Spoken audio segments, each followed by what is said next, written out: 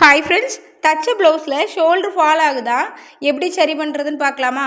இப்போ இந்த ப்ளவுஸில் ஷோல்ட்ரு ஃபால் ஆகுதுன்னு சொல்கிறாங்க. அதாவது நீங்கள் வேர் பண்ணப்புறம் இது ஷோல்டரை விட்டு இறங்கி போகுது.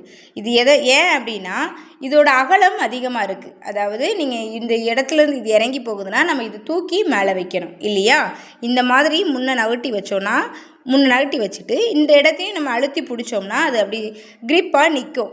அதுக்கு நம்ம என்ன பண்ணணும், கழுத்தோட அகலத்தில் நம்ம முதல்ல கவனம் வைக்கணும். கழுத்தோட அகலம் நீங்கள் அந்த அளவு ப்ளவுஸில் எவ்வளோ இருக்கோ அதை விட ஒரு 1/4 இன்ச்சு நீங்கள் முன்னாடி நகட்டி விட்டுருங்க. அதாவது அகலத்தை கம்மி பண்ணுங்கள். கம்மி பண்ணிங்கன்னா கீழே வரும்போதும் அப்படி ஒடுகலாகவே வருமா அப்படின்னு கேட்டிங்கன்னா கண்டிப்பாக கிடையாது. கீழே கழுத்தோட அகலத்தை பேஸ் பண்ணி நம்ம அதிகப்படுத்திக்கலாம் அந்த அகலத்தோட அளவை. 2.25 மேலே வச்சிங்கன்னா 2.25 வரைக்கும், 1/2 இன்ச்சு வரைக்கும் தாராளமாக நீங்கள் அதிகப்படுத்திக்கலாம். கீழே இருந்து அகலமாக வரைஞ்சி மேலே கொண்டு போகும்போது நீங்கள் என்ன பண்ணிடணும், அந்த 2.25லேயே கொண்டு நிப்பாட்டி விட்டுறணும். அப்படிங்கும்போது உங்களுடைய ஷோல்டர் எப்போவுமே இறங்கி வராது. இது முன்னாடி நகண்டு வரும்போது உங்களுடைய அந்த கை பொறுத்துற இடமும் இங்கே நகண்டு வந்துடும் இல்லையா? அப்போ உங்களுக்கு இன்னுமே ஃபிட்டிங் நல்லாவே இருக்கும்.